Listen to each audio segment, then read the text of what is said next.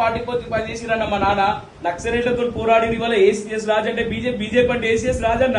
అలాంటిది మాకే టికెట్ రాకపోతే ఎందుకన్నా పార్టీ, ఎందుకన్నా మీ సిద్ధాంతాలు ఎందుకు చెప్పు?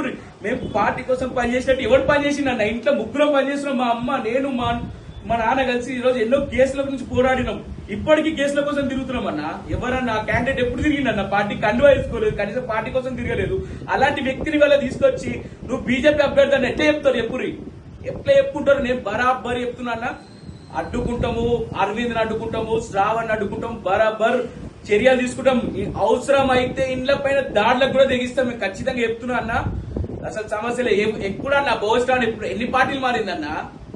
ఆమె ఫస్ట్ కాంగ్రెస్ వాళ్ళు, తర్వాత టీడీపీ, తర్వాత టీఆర్ఎస్, తర్వాత బీజేపీ.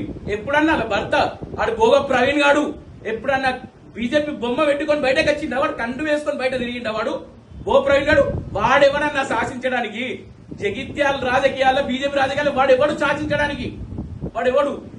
భో ప్రవీణ్ అనేటోడు ఎప్పుడైనా పార్టీ కండు వేసుకొని పార్టీ కోసం ప్రచారం చేసిండా? ఆడి వల్ల కూర్చోబెట్టుకొని నేనే టికెట్ ఇస్తా, నువ్వే అరవింద్ గానికి నేను చెప్తున్నా, అరవింద్ గాని విడిచిపెట్టే ప్రసక్తి లేదు. వాని ఓటమి మా జగిత్యాల నుంచే స్టార్ట్ అవుతుంది. మేము బీజేపీ కండువాలు వేసుకొని చెప్తున్నాం అన్న. బీజేపీ కండువాలు వేసుకునే వానికి ఓటే వేద్దని చెప్తాం.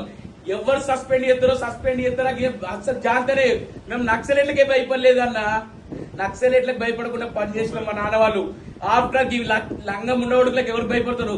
ఆఫ్టర్ ఈ లుచ్చాగాళ్ళకి ఎవరు భయపడతారు? మేము భయపడే ప్రసక్తి లేదు. బరాబర్ భోగ ప్రవీణ్, భోగ శ్రావణ్కి తగిన బుద్ధి చెప్తాము. ఒక్కొక్క నురికించిందంత జగిత్యాల. ఏమనుకుంటారు? బీజేపీ అసలు బీజేపీ ఎప్పుడు రాలేదు. ఇప్పుడు రంగంలోకి దిగుతాం. అసలు బీజేపీ గిట్ట రంగంలోకి దిగుతే నేను చెప్తున్నా కానీ అసలు ఇచ్చిపెట్టే ప్రసక్తి లేదు. మేము అరవింద్ చెప్తున్నా. అరవింద్ ఎవరన్నా? ఇప్పుడు అరవింద్ ఏం చేసిందన్నా?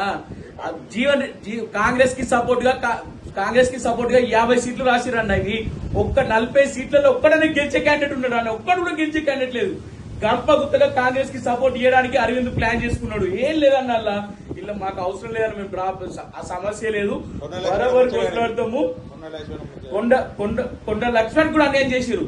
ఆయన ఏదో పాపం జగిత్యాల వచ్చి నేనేదో పనిచేస్తా కార్యకర్తలకు అని చెప్పి ఆయన ఏదో నమ్మకంతో వస్తే ఆయనకు తెలియకుండా ఆయనే బీఫామ్లు ఆయన క్యాండిడేట్లను రెడీ చేసుకుంటే ఆ క్యాండిడేట్ లేకుండా బోస్ రాని పైసలకు టికెట్లు అమ్ముకున్నది. ఒక్కొక్కళ్ళ దగ్గర 5 లక్షలకు అమ్ముకున్నారన్న.